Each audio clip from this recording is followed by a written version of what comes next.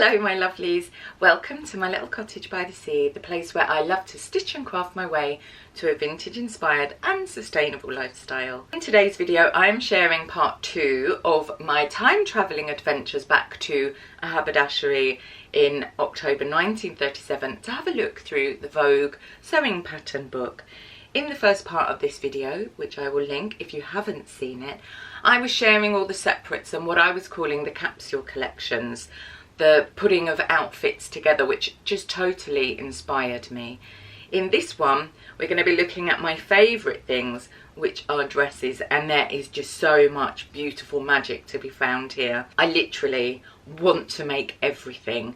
So I won't waffle on too much, let's just dive right back in. Let's just jump back into the time machine and head to October 1937 to see what all the seamstress fashionistas are going to be adorning themselves dress-wise for that season. I can't think of anything better than travelling back to 1937 or the late 30s and looking at all the beautiful dresses. This was a peak time for the perfect dress as far as I'm concerned. This really beautiful green version, they also show it in a couple of other colourways, one more evening-y. They always seem to be demonstrating the versatility of each pattern, which I think is fabulous. We don't seem to do that very much these days. This black dress here with these details on the pockets and collar, it's not entirely clear, but I'm imagining that this is leopard print. I would certainly like a version of this in my autumn-winter wardrobe. We have more day wear here. These are girl about town, maybe running errands, meeting up with the Women's Institute and members of various tea parties. This dress is beautiful. Look at this smocking detail on the gathered bust and this sort of tulip sleeve with a gathered feature, a tie belt, and you can see from the back in the dress in blue that it's got panels on the back but not on the front. And again, shoes. The shoes shown on version A, I did see a almost identical version of a modern pair in a charity shop by Clark's. Alas, they were not my size. Such is the way of the world. I am going to be excited about shoes throughout this one, particularly, I mean, look at these sort of spectator type court shoes with bunny ears. I wish I could find shoes like this now. But we're here to talk about dresses, not shoes. Lots more beautiful dresses here. I love the black dress on the left of the second page with this sort of chevron collar. It's a bit of a nautical theme because that looks like a little sailor hat. But this shirtwaisted dress has these cuffs on the sleeves, and again, look, shoes. I think those are the perfect shoes. Love that chevron stripe detailing on that particular collar. And then this dress really caught my eye. So this is another shirtwaist dress, and it's got a bodice in one colour and the skirt in another. Here it says one-piece frock, floor length or shorter, very full bias skirt, joins blouse in built-up waistline in front, underbelt in back, short sleeves, applied frills optional, or long ones. I actually can't read. I'm so overcome with joy. How beautiful is this?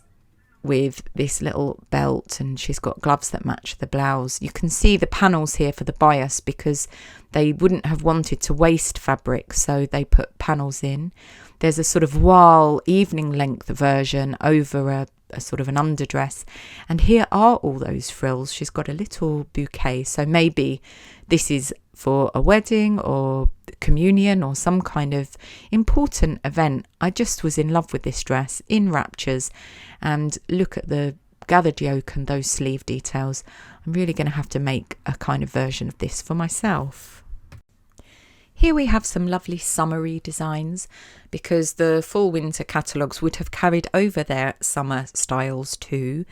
These dresses all look very beautiful. This has got this lovely pin tuck detail which gives the shaping, and then this wonderful flounced collar in beautiful prints as well. So lovely to get ideas for printed fabrics from these vintage pattern books or magazines, wherever you can get them, because it really gives you an idea when you're looking for dupes of vintage. I quite like to do that. Then you have the obligatory cleavage floral, which was something that I noticed and became quite obsessed with in part 1 of this particular video series of 2. And here's a lovely dress, princess lines on the dress. Maybe these are pocket flaps, I'm not entirely sure. Beautiful summery dress, reminds me of a Liberty print, and those shoes are rather delectable. And here's some very special designs. So these are their kind of feature styles that they're pushing for the season. Really liked this tier dress. I never really think of tiers as being a 30s feature of a dress or skirt, but here they are. Lovely green and pink, favourite colour combo. And this gauzy voile, I'm assuming this is some kind of crepe de chine or chiffon or georgette of some kind, with some kind of bias cut skirt and fabulous flutter sleeves. And I like it that they show the cutting plan. In industry we call this the lay plan, and it shows you the pattern pieces, the shape of them, which means I can use my own bespoke blocks and recreate this pattern fairly easily once I've seen a cutting plan, but I can cut from the dresses as they are anyway. Really loved the blue dress on the second page here with the black bows. The 3 bows down the front of a bodice seemed to be quite a thing, a trend. There were jackets and dresses galore in the previous part of this video, this treat for Vlogtober. And then this dress here really reminded me of the Bieber dress that I copied for my patrons. Really loved this with the lovely ruffled ribbon bow details, some more lovely shoes. And here we have a close-up of that bow dress, the blue one. Interesting dart with gathering there in a very simple skirt shape. Here we have what I think of as the classical ultimate tea party dress or garden party. They were such a huge thing in the 30s. Gauzy, wafting, pretty dresses with flowery prints worn over petticoats with beautiful hats and gloves. How zesty and lovely are these shades of green and chartreuse with prints and shots of coral. I imagine these dresses to be worn by women watching fashion presentations in London and Paris. The bodice detail of the green dress, really interesting.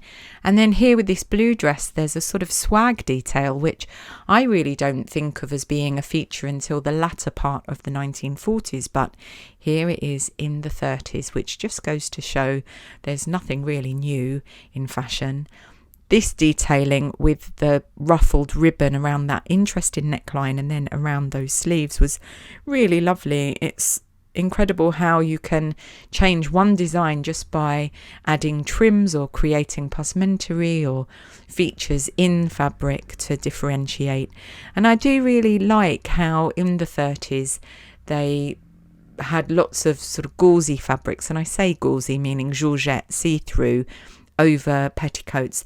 And here my eye is honing in on this dress because look, pink leopard print.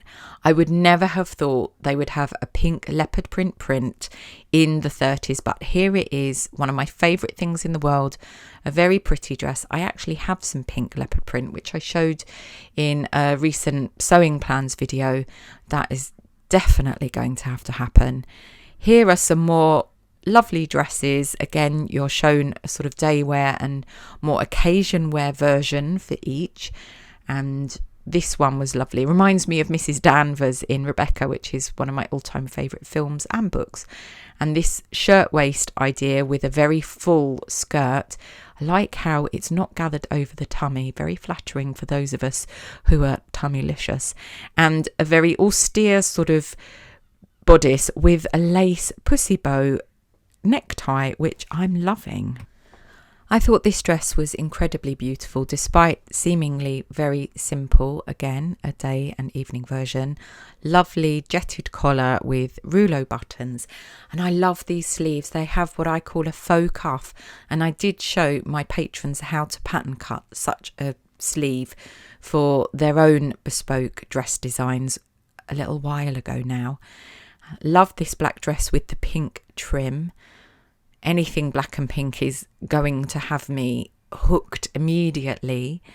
And then some very classic dress designs from the 30s with that sort of gathered bodice, but look at the sleeves on this one, these sort of quite spectacular ruching on the bodice, but also down the center line of that sleeve. How incredible. And that print is really to die for. Then some more dresses. There's the very classic Lana bodice that I have a version of it myself, but look at that dress on the right. How absolutely fabulous is that? It's that very classic 1930s statement sleeve, or sleeve of fabulosity or vampulosity, and a high collar that's gathered. There's a keyhole on this with quite a narrow skirt that's possibly bias cut.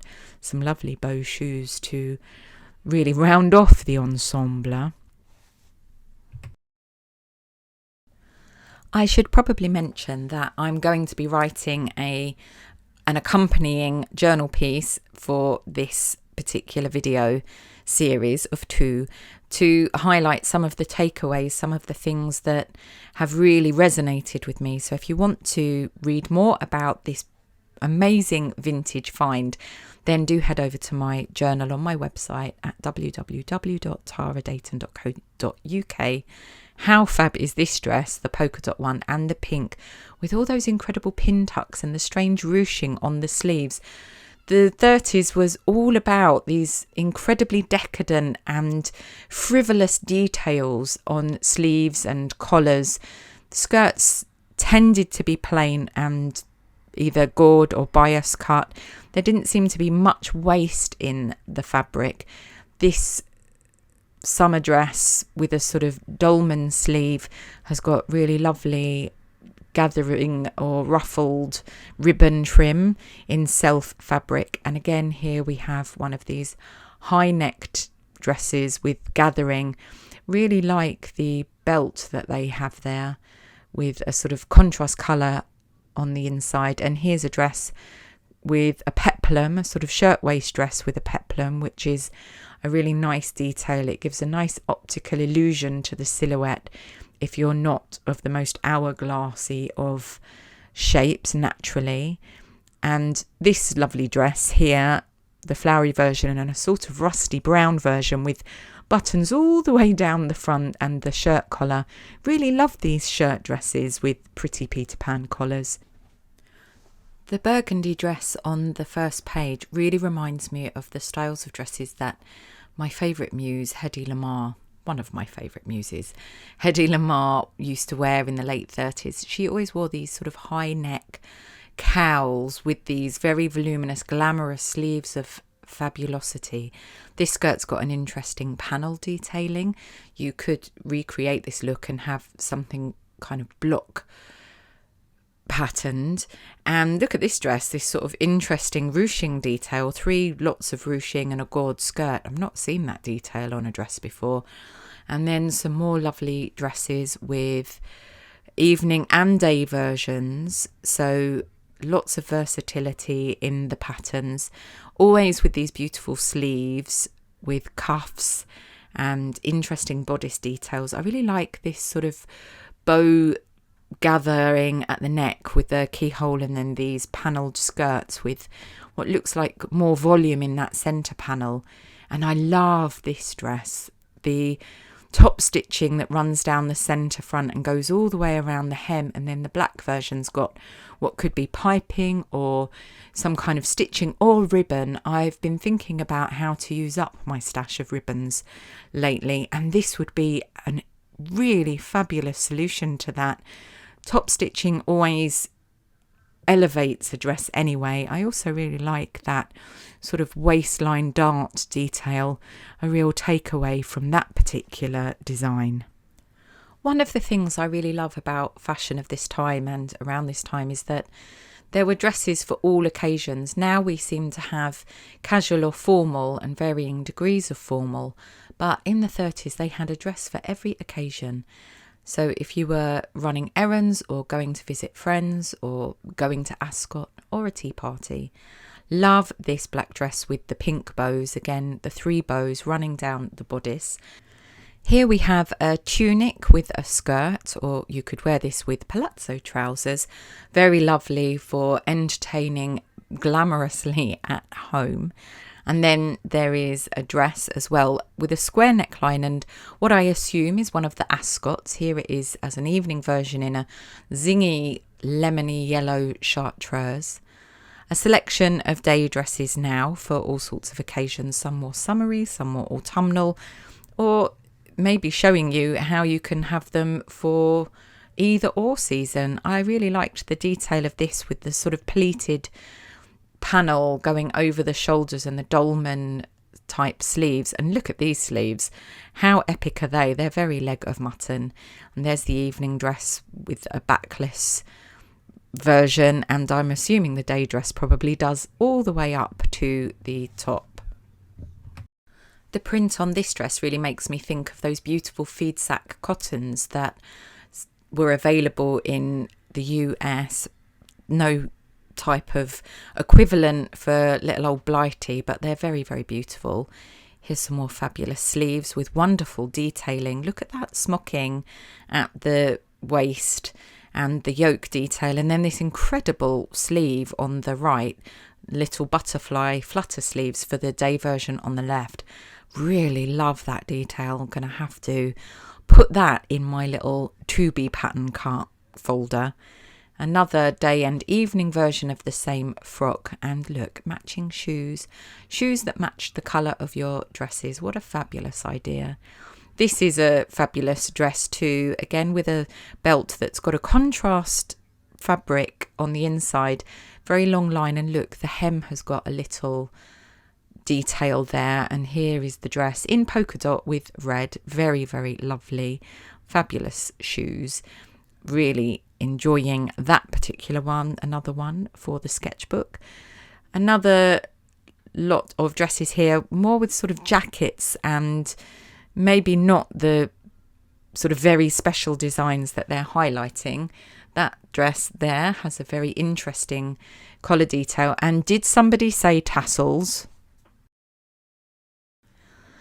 I will be uploading all the photos that I also took onto my 1930s seamstress board in my Pinterest land, should you like to see lots of the pictures. And there will of course be, as I've already said, an accompanying piece on my journal.